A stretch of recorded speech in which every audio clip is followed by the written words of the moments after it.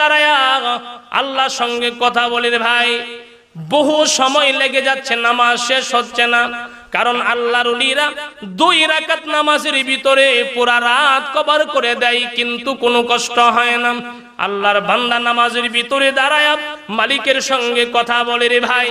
এ মুসলমান, নামাজ পড়তেছে সময় নষ্ট হচ্ছে। মসজিদ থেকে সমস্ত মুসল্লিরা এক এক করে বের হয়ে যাচ্ছে, এক এক করে সব মুসল্লি বাড়িয়া যাচ্ছে। এই দিকটা মুনিব গাড়ি পাহারা দেয়। মুনিব ডাক দেয়া বলেন, গোলাম, সব মুসল্লি মসজিদ থেকে বের হয়ে আসছে। কি হলো রে, তুমি এখনো মসজিদ থেকে বের হচ্ছ না কেন? কি হলো? কে তোমারে মসজিদের ভিতরে আটকা রাখলো? কে? আমার ভাইয়েরা, গোলাম এবার মনিবের আওয়াজটা কানে পৌঁছার পরে তার দেন মগ্ন নষ্ট হয়ে গেল। সে সালাম ফিরিয়ে দিল, আসসালামু আলাইকুম ওয়া রাহমাতুল্লাহ, আসসালামু আলাইকুম ওয়া রাহমাতুল্লাহ, সালাম ফিরিয়ে দিল। আমার ভাই, ওই গোলাম আস্তে করে মসজিদ থেকে বের হয়। এবার মনিব ডাক দেয়া বলে, গোলাম, কি ব্যাপার, মসজিদের ভিতরে ঢুকলাম, তুমি যে মসজিদ থেকে বের হও না, কে তোমারে মসজিদের ভিতরে আটকে রাখে?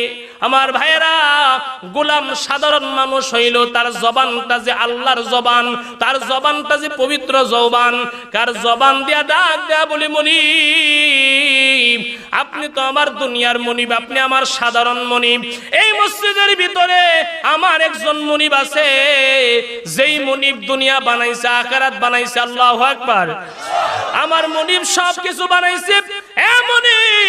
এই মনিব, যেই মনিব আপনার মতো মনিব রে দুনিয়ার মনিব বানাইছে, আমার মতো লোকটারে গোলাম বানাইছে, এমন একজন মনিব মসজিদের ভিতরে আমারে ধইরা রাখছে, ছাড়ে নাই, আমারে আইতে দেয় না। এই জন্য আমি মসজিদ থেকে বের হইতে পারি না।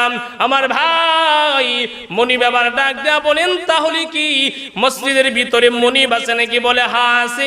বলে, ঠিক আছে গোলাম, অনেক বেবিচার করেছি, নফসের সঙ্গে ধোঁকায় পড়েছি।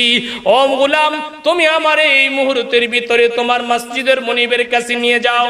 আমার ভাই, ইতিহাসবিদগণ লেখেন, গোলামের এক কথাই আল্লাহ রাব্বুল আলামিন ওই মনিবরে হেদায়েত দিয়া পরবর্তী সময়ে আল্লাহর ওলি বানাইয়া দিয়েছে।